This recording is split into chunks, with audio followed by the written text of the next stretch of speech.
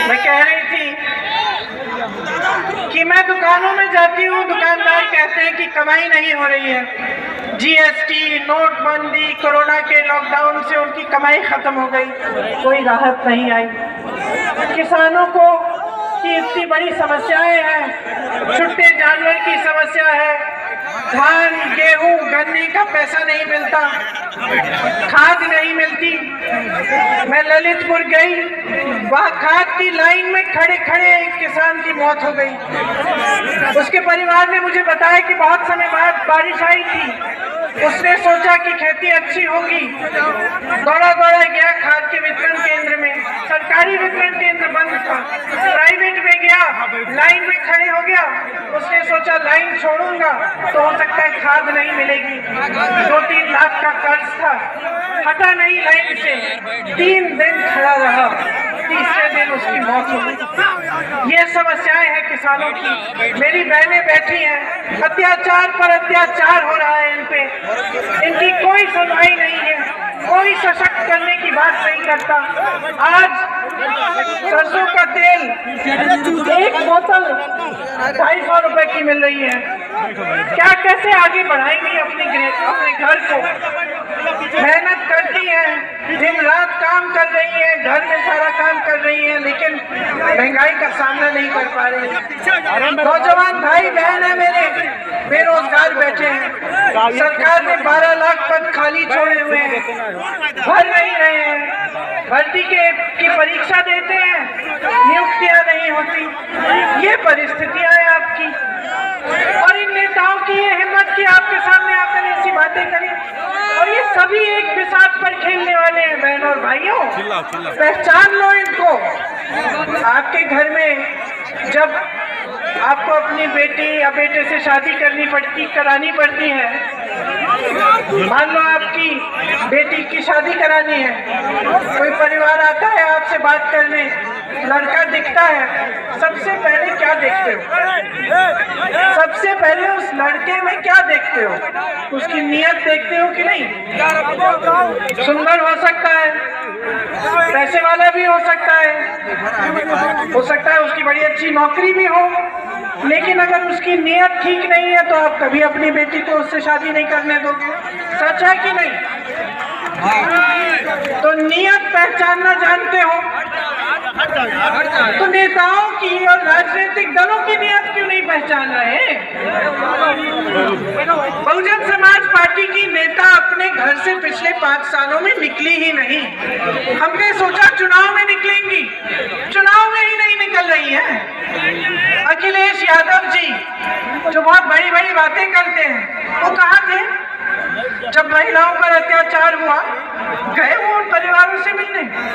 किया उन्होंने कुछ? आंदोलन किया जिससे अपराधियों के खिलाफ FIR डलवाई जा सकते थे? क्या किया उन्होंने? CA NRC हुआ।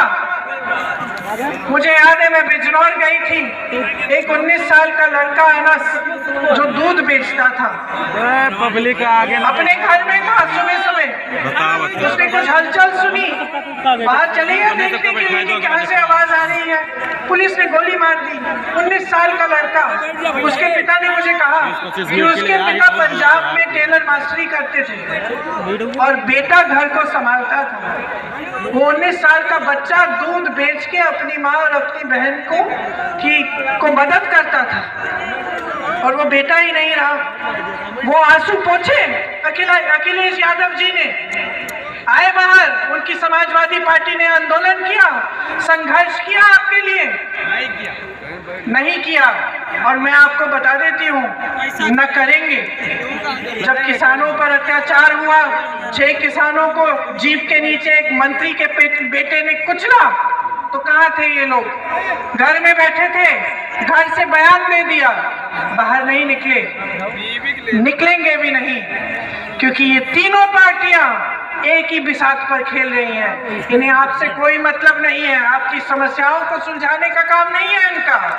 ये नहीं समझते कि ये इनकी जिम्मेदारी है। सिर्फ आपके जज्बातों को धर्म और जाति के नाम पर उभार कर आपसे वोट लेने का काम है, बस, और कोई काम नहीं है। अगर कोई जिम्मेदारी एक का एहसास होता तो आते। और मैं आपको ये भी बता देती हूँ कि सब समझौता करेंगे एक दूसरे के साथ, चाहे सरकार में हो चाहे विपक्ष में हो। एक ही पार्टी है इस प्रदेश में और सब बाकी नेता पहचानते हैं, भाजपा के नेता पहचानते हैं, एक ही पार्टी है जो इनसे कभी समझौता नहीं करेगी। एक ही पार्टी के नेता हैं जो मर जाएंगे लेकिन भाजपा से समझौता नहीं करेंगे, और वो कांग्रेस पार्टी है। पहचान लीजिए आपके सामने क्या है, पहचानिए कौन आपकी बात करता है, आपके हित की बात, कौन यहाँ मंच पे आकर आपकी समस्याओं को समझ के उनको सुलझाने की बात करता है। आज मेरे नौजवान साथी परेशान है, त्रस्त है। क्या आपको मालूम है कि उत्तर प्रदेश में इस देश के सबसे ज्यादा नौजवान हैं? यहाँ से पलायन होता है ना, बड़े बड़े शहरों में जाकर नौकरी ढूंढते हो, क्यों? क्या यूपी में हुनर नहीं है ना? सबसे ज्यादा हुनर यहाँ है। देश के सबसे ज्यादा नौजवान यहाँ इस प्रदेश में हैं। तो बाहर क्यों जा रहे हैं रोजगार ढूंढने के लिए? क्यों जाना पड़ता है? क्योंकि आपकी सरकारों ने कुछ किया नहीं। 12 लाख सरकारी पद खाली पड़े हैं। मोदी जी और योगी जी, उनको दिख नहीं रहा है कि तमाम नौजवान बेरोजगार पड़े हैं? उनको पूछ लीजिए, लगा दीजिए ना नौकरी में, क्यों नहीं लगाई? कभी सोचा है? नौकरियां कहाँ से आती हैं, रोजगार कहाँ से आते हैं? बड़ी बड़ी संस्थाएं, BHEL, HAL, NTPC, ITI, ये सबसे पहले तो यहाँ से आती हैं। कांग्रेस की सरकारों ने इनको बनाया था ताकि रोजगार बने। ये पब्लिक की संस्थाएं थी, किसी की जागीर नहीं थी। इन्होंने सारी की सारी बेची हैं, सब अपने दोस्तों को बेच दी। 2-3 दोस्त हैं इनके, बड़े बड़े उद्योगपति, मैं नाम नहीं लूंगी क्योंकि नाम आप जानते हो। सब उनको बेच डाला, इस पूरे देश की संपत्ति उनको बेच डाली। तो रोजगार कहां से बनाएंगे? खेती से रोजगार होते थे, किसानी से मिलते थे। छोटे दुकानदार, छोटे व्यापारी जो छोटे मैन्युफैक्चरिंग के यूनिट बनाते थे, उनसे रोजगार मिलता था। उनको आपने खत्म कर दिया। ऐसी नीतियां लाई कि सबकी कमर तोड़ दी। यहां से भी रोजगार नहीं बन रहा, सरकारी पद भी नहीं दे रहे हो, तो कैसी बातें कर रहे हो कि रोजगार दोगे? सब खोखली बातें हैं जी, कोई रोजगार नहीं देने वाला। और ये भी उनकी नीति है, जब तक आप अशिक्षित रहोगे, आप बेरोजगार रहोगे, तब तक आपके अंदर गुस्सा होगा, तब तक आपके अंदर निराशा होगी, तब तक आपकी उम्मीदें बहुत कम होंगी, तब तक आपके जज्बातों का इस्तेमाल करना बहुत आसान होगा। कोई भी माँ बाप बता दे जिसके 25-30 साल के बच्चे हों, कोई भी बता दे कि अगर वो बच्चा व्यस्त रहता है, पढ़ाई कर रहा होता है, कमाता है, तो सही होता है। जैसे ही वो निकम्मा बनता है, आलसी बनता है, कमाता नहीं है, इधर उधर भटकता है, तो उससे गलत काम करवाना बहुत आसान होता है।